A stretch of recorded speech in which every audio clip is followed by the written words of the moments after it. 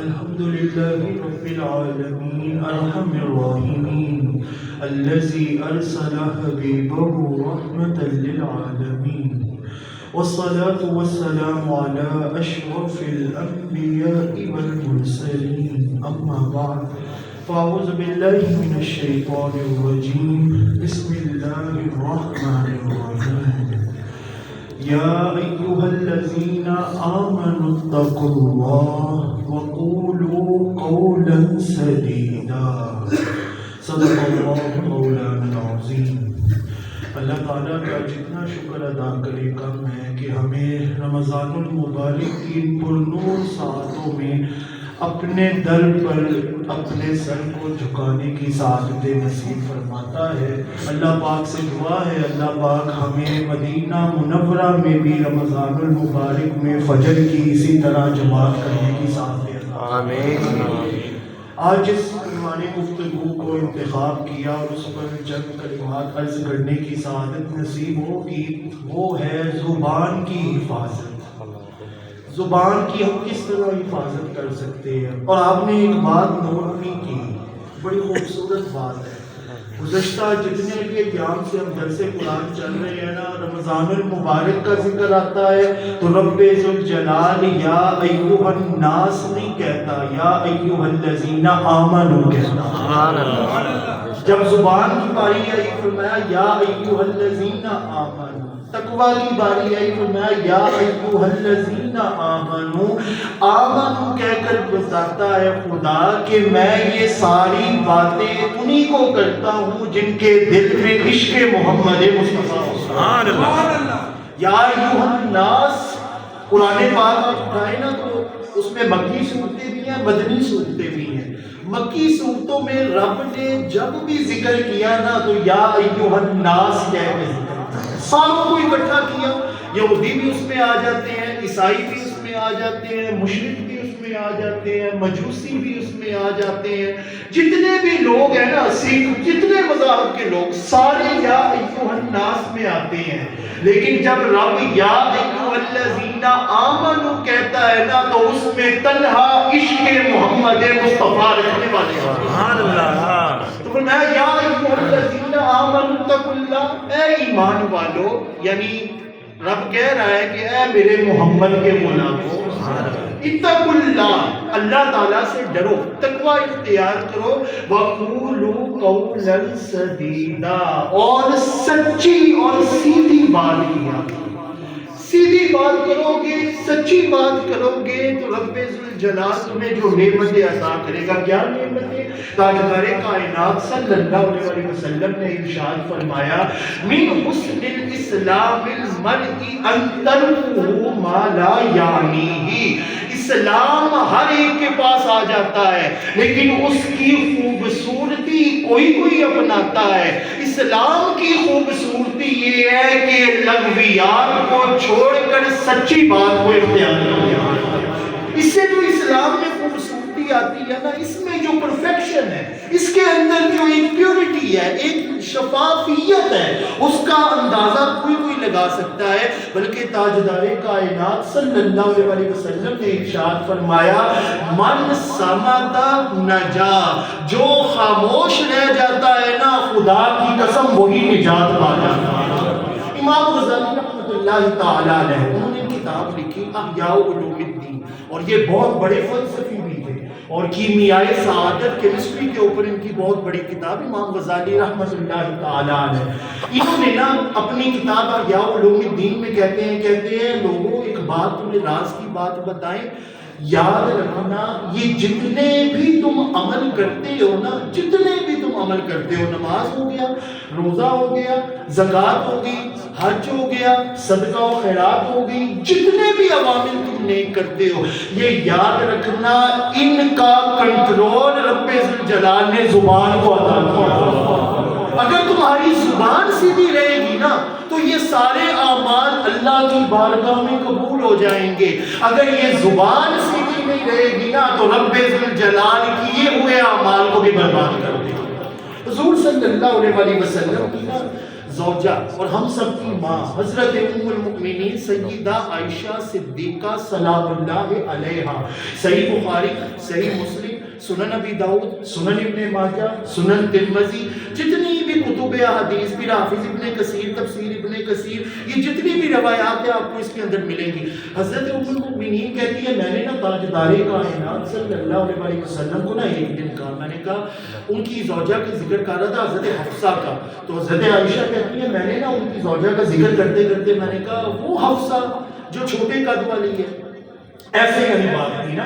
جب اس طرح کی بات ہوئی نا تو تاجدار کائنات صلی اللہ علیہ وسلم نے کہا عائشہ تم نے یہ کیا بات کر دی ہے، اگر اس بات کو سمندر کے اندر پھینک دیا جائے نا تو سارا سمندر کا پانی خراب ہو جائے گا۔ تم نے یہ کیا بھی کیسے دیا، زبان سے کسی کو تم نے تکلیف پہنچائی، تم نے زبان سے کسی کی حکم، تم نے زبان سے کسی کی عزت کو اچھالا۔ بلکہ یہ یاد رکھنا کہ سود کھانے والے کو 70 گناہ ملتے ہیں، اور 70 گناہوں میں سے سب سے چھوٹا گناہ وہ یہ ہے کہ کوئی اپنی سگی ماں کے ساتھ معاذ اللہ زنا کرے، یہ سب سے چھوٹا گناہ، 70 گناہ سود کے اور اس میں سے سب سے چھوٹا گناہ۔ تاجدار کائنات نے فرمایا سود میں سے بھی سب سے بڑا سود پتہ ہے کیا ہے، ان ارب الربا استطالۃ غفیر مسلم غیر حق او کما قال، سود میں سے بھی سب سے بڑا سود یہ ہوتا ہے کہ تم اپنے مسلمان بھائی کی عزت نفس کو اچھالنا شروع کر دو۔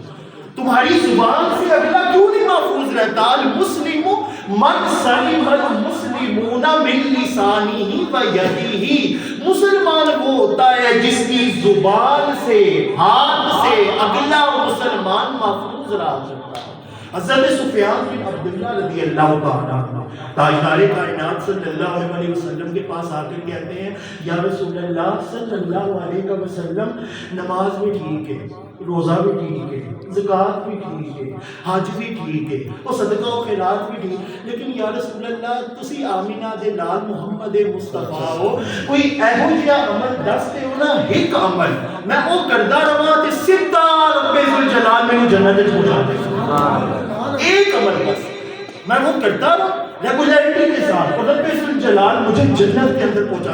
حضور صلی اللہ علیہ وسلم نے کمال ارشاد فرمایا، آپ نے نا دین کا خلاصہ رکھا، آپ نے کہا کل، پھر یہ کہ ربی اللہ، میرا رب اللہ ہے، ثم استقم، پھر اس بات کے اوپر قائم ہو جائے، کوئی تجھے ہلا نہ سکے اس بات پہ، ایک مرتبہ کہہ دے میرا رب اللہ ہے اور اس پر قائم ہو جا۔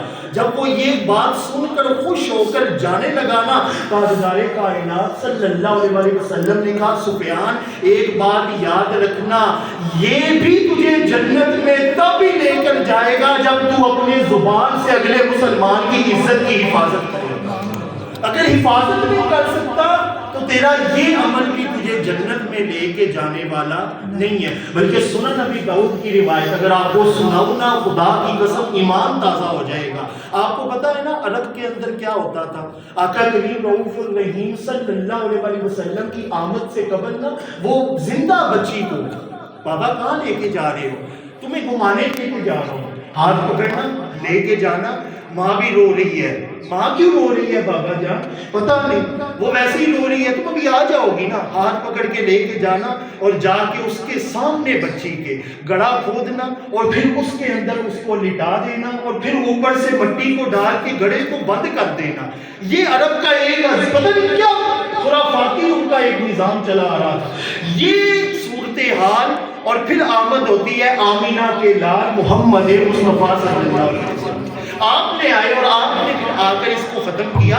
تو تاجدار کائنات صلی اللہ علیہ وسلم نے نا یہ بات اپنے ذہن میں رکھنی ہے۔ سنن ابی داؤد کی روایت، تاجدار کائنات صلی اللہ علیہ وسلم فرماتے ہیں جس نے کسی کا عیب دیکھ لیا اور عیب دیکھنے کے بعد اس نے دیکھا نا کہ یہ عیب تو اس میں پایا جا رہا ہے لیکن اس سے زیادہ عیب مجھ میں پائے جا رہے ہیں، تو میں کیوں نہ اس کے عیب پر پردہ ڈال دوں۔ جس نے یہ عمل کیا نا، تاجدار کائنات کہتے ہیں وہ ایسے ہی ہے جیسے اس نے زندہ دلگور بچی کو قبر سے اٹھا کر دوبارہ زندہ کر دیا، یعنی زندہ دلگور بچی جو مر گئی ہے اس کو دوبارہ زندہ کر دینا، یہ ثواب اس کو ملتا ہے جس کے ہاتھ سے، جس کی زبان سے اگلے مسلمان کی عزت محفوظ رہتی ہے۔ امام ابن جریر طبری رحمۃ اللہ تعالیٰ ہے، انہوں نے کہا جب بھی، اور صحیح سنن ترمذی کی بھی روایت ہے، کہتے ہیں اذا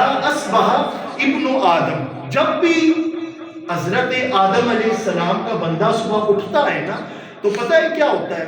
کل اعضاء الجسم تکفر باللسان، سارے جسم کے جتنے بھی اعضاء ہیں نا، زبان کے آگے کھڑے ہو کے نا ہاتھ جوڑ لیتے ہیں۔ خود ہی یہ اللہ تعالیٰ فرما رہا ہے حدیث قدسی، فرمایا وہ ہاتھ جوڑ لیتے ہیں، خود کیا کہتے ہیں؟ وہ کہتے ہیں اذا استقمت فاستقمنا اتق اللہ، اللہ سے ڈرتے رہنا، اگر تو سیدھے رہے گی نا تو ہم سارے جسم کے اعضاء سیدھے رہیں گے، تو نے سیدھا رہنا۔ اذا وجدت وجدنا او کما قال، کہا اگر تو ٹیڑھی ہو جائے گی نا تو ہم بھی ٹیڑھے ہو جائیں گے۔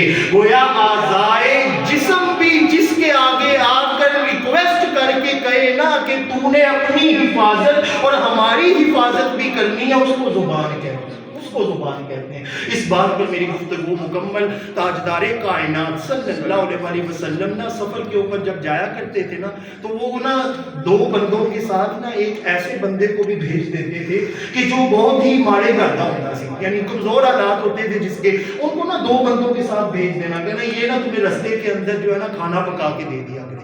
تو آپ نے نا حضرت سلمان فارسی رضی اللہ تعالیٰ عنہ کو نا دو صحابہ کرام کے ساتھ بھیج دیا، امام خازن تفسیر خازن اور امام بغوی رحمۃ اللہ تعالیٰ علیہ تفسیر بغوی میں لے کر آئے، کہتے ہیں چلے گئے۔ اب سفر میں نا ایک جگہ پر نا وہ جو ان کا خادم تھے نا حضرت سلمان فارسی رضی اللہ تعالیٰ عنہ، وہ سو گئے، انہوں نے کھانا نہیں بنایا۔ اب وہ جو دو صحابی تھے نا، ان کو جب بھوک لگی نا تو انہوں نے کھانے کا پوچھا، انہوں نے کہا کھانا کدھر ہے؟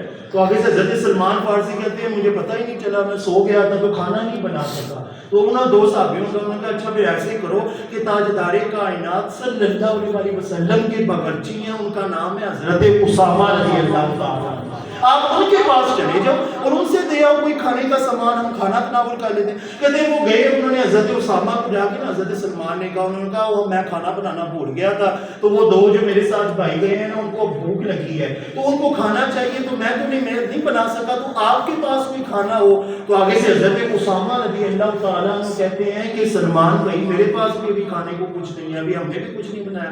حضرت سلمان واپس آئے، آ کر انہوں نے نا یہ ساری بات ان دونوں کو بتائی، ان دونوں نے نا کہا اچھا انہوں نے کھانا بنایا ہوگا۔ اسامہ نے ایویں کہتا ہے کہ کھانا کوئی نہیں بنایا، کھانا تو بنایا ہوگا، اس نے بخل کی ہے، کنجوسی کی ہے، اسے کھانا نہیں دیا کہ کم نہ ہو جائے۔ بس یہ بات کیا ہے کہ نا معمولی سی بات تھی، ان کے نزدیک معمولی بات تھی۔ جب یہ بات کیا ہے کہ نا وہ تاجدار کائنات صلی اللہ علیہ وسلم کے پاس آئے نا، تو آقا کریم نے دیکھ کے ہی کہا تمہیں کھانے کی کیا ضرورت ہے، تمہارے دانتوں میں تو میں گوشت دیکھ رہا ہوں، تمہارے دانت کو تو میں لال دیکھ رہا ہوں۔ انہوں نے کہا بہن ہم نے گوشت کھا لیا؟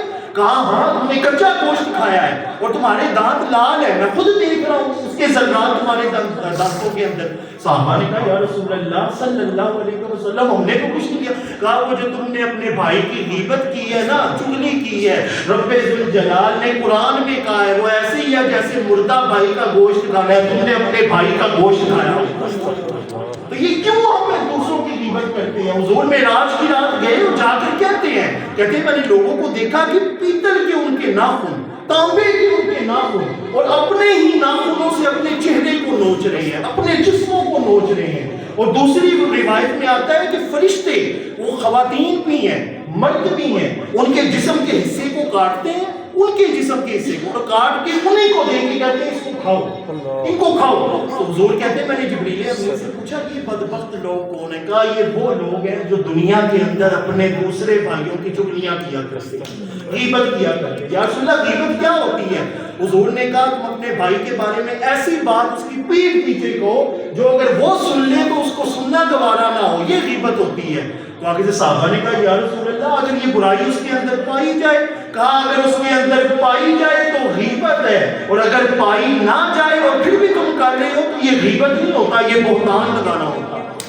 تو رب ذوالجلال سے دعا ہے کہ ہم آقا کریم رؤوف الرحیم صلی اللہ علیہ وسلم کی تعلیمات پر عمل پیرا ہوتے ہوئے اپنے آپ کو ایسا بنائیں کہ تاجدار کائنات صلی اللہ علیہ وسلم نے فرمایا ہے کہ جو کسی کے عیبوں پر پردہ ڈالے بروز قیامت رب اس کے عیبوں پر پردہ ڈال کر کہے گا تو نے اپنے مسلمان بھائی کی عزت کی حفاظت کی ہے، میں تینوں رسوا کی میں ہوں دے اپنے بھائی کا ہاتھ پھاڑے کے دو میں جنت اللہ پاک سے دعا ہے اللہ پاک ہمیں ان اعمال صالحہ کے اوپر زندہ رہنے کی توفیق عطا فرمائے آمین وآخر دعوانا الحمدللہ رب العالمین